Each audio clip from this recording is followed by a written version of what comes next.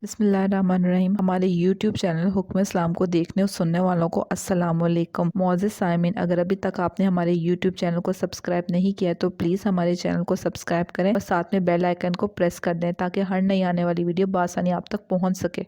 हज़रत मोहम्मद सल्लल्लाहु अलैहि वसल्लम और यतीम बच्चे का वाक़या। मोहतरम अज़ीज़ दोस्तों, आज की इस वीडियो में सुन्नत अस्वा हुस्ना से एक खूबसूरत वाक़या बयान किया जा रहा है। बेशक अल्लाह ताला हमें दिखाई नहीं देते, लेकिन सारा प्यार हमारे लिए हमारी माओ के दिलों में डालकर हमें अता किया है। इस खूबसूरत कायनात में जहाँ हर तरफ कुदरत के नज़ारे हैं, वहाँ सबसे खूबसूरत हस्ती माँ है। हमारी माँ का चेहरा चाहे जैसा भी, औलाद के लिए वही सबसे खूबसूरत होता है। अल्लाह ताला से दुआ है कि वो हम सब की माओ की सेहत, तंदुरुस्ती और खुशी वाली ज़िंदगी अता फरमाए, आमीन। ये वाक़या नबी करीम सल्लल्लाहु अलैहि वसल्लम के ज़माने की बात है। मक्का में एक बेवा औरत रहती थी। वो मुसलमान नहीं थी बल्कि मुशरिक थी। उसका एक 8 साला बेटा था। वो दोनों बहुत गरीब थे, मुश्किल से गुजर बसर हुआ करता था। एक रोज़ माँ घर आई तो मासूम बच्चे ने माँ के करीब आकर उससे सवाल किया, माँ, मैंने देखा है कि आप दूसरे बच्चों की माँ की तरह नहीं हो। उनके पास नए नए कपड़े हैं और आपके पास तो मैले और फटे हुए कपड़े हैं। माँ ने बेटे की तरफ नज़र भरकर देखा, प्यार से उसे अपने पास बिठाया और कहने लगी, अच्छा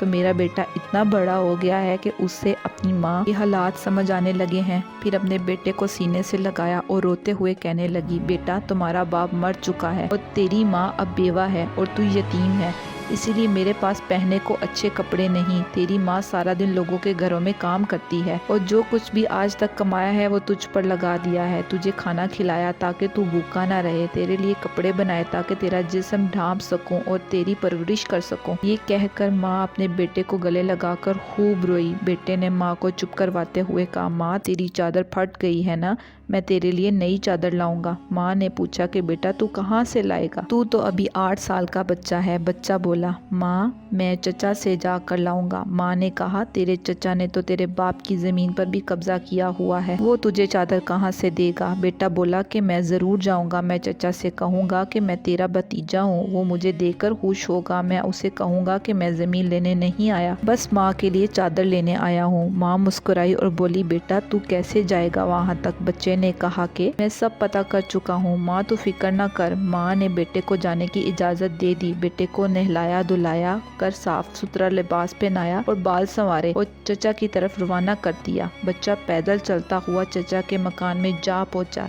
जाकर देखा कि चचा अपने दोस्तों के साथ बैठा शराब पी रहा है। बच्चे ने अदब के साथ चचा को मुखातिब करते हुए कहा कि मैं आपका भतीजा हूँ, मैं आपसे माँ के लिए चादर लेने आया हूँ। बजाय इसके कि चचा अपने भतीजे को प्यार करता, उसने भतीजे को मारना पीटना शुरू कर दिया। बच्चा चीखता चिल्लाता रहा, इतना मारा कि बच्चा लहूलुहान हो गया, साफ कपड़े खून से भर गए। चचा ने बच्चे को थप्पड़ मारे, डंडे मारे, खींचा, झंझोड़ा और बच्चा दूर जा गिरा। बच्चा मुश्किल से अपनी जान बचाकर वहाँ से भागा। उधर माँ का दिल बेचैन हो गया और वो अपने बेटे की खातिर घर से निकल दौड़ी। ये सिर्फ माँ और बेटे का प्यार था कि अभी बेटा माँ तक पहुँचा नहीं था कि माँ उसके लिए बेचैन थी। बच्चा रोते रोते घर जा रहा था कि रास्ते में एक आदमी ने रोककर पूछा कि ये हाल कैसे हुआ। बच्चे ने सारा माजरा बता दिया। उस राहगीर ने कहा, सुनो, खाना काबा में जाओ, वहाँ तुम्हें मोहम्मद सल्लल्लाहु अलैहि वसल्लम मिलेंगे, उनसे अपनी माँ के लिए चादर मांगना, वो जरूर देंगे। बच्चे ने आंसू पहुँचे और घर की तरफ चल दिया। घर पहुँचा तो बेटे को इस हाल में देखकर उसकी माँ बहुत रोई।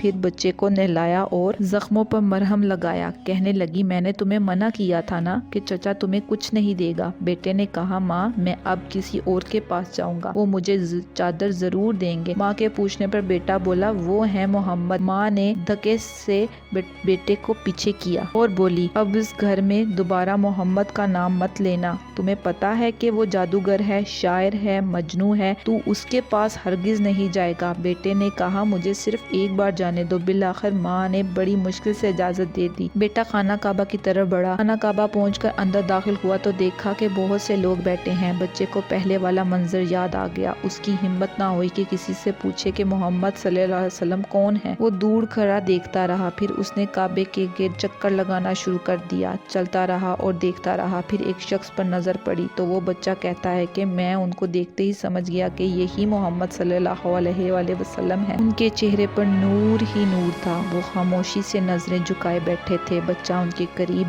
گیا، آہستہ سے ان کے کندھے پر ہاتھ رکھا اور بولا، محمد۔ آپ صلی اللہ علیہ وآلہ وسلم نے پیچھے مڑ کر دیکھا اور کہا، کون؟ بچہ ایک دم گھبرا گیا اور روتے ہوئے کہنے لگا، میں ایک یتیم ہوں، میری ماں بیوہ ہے اور مجھے میری ماں کے لیے ایک چادر چاہیے۔ میں اپنے چچا کے پاس گیا تھا لیکن انہوں نے مجھے مارا اور وہاں سے دھکے دے کر نکال دیا۔ پھر کسی نے مجھے کہا کہ محمد صلی اللہ علیہ وآلہ وسلم کے پاس جاؤ، وہ تمہیں چادر ضرور دیں گے۔ نبی کریم صلی اللہ علیہ وسلم 8 سال کے بچے کے منہ سے یہ الفاظ سن کر کھڑے ہو گئے، اسے سینے سے لگایا اور روتے ہوئے فرمانے لگے، میں بھی یتیم ہوں، میری ماں بھی بیوہ تھی، میں سمجھ سکتا ہوں کہ یتیم کی زندگی گزارنا کیسا ہے۔ آپ صلی اللہ علیہ وآلہ وسلم روتے رہے اور بچے کے سر پر ہاتھ پھیرتے رہے، اس سے پیار کیا، اپنے کندھوں پر سے چادر اتار کر اسے دے دی اور فرمایا، یہ لو چادر اور اپنی ماں کو دے دینا۔ پھر فرمانے لگے، بیٹا اگر اس کے بعد بھی کچھ چاہیے ہو تو میرے پاس آ جانا، میں تمہیں ضرور دوں گا۔ سبحان اللہ۔ اللہ تعالیٰ نے اس بچے کو دنیا کی سب سے خوبصورت چادر عطا فرمائی۔ اس سے ماں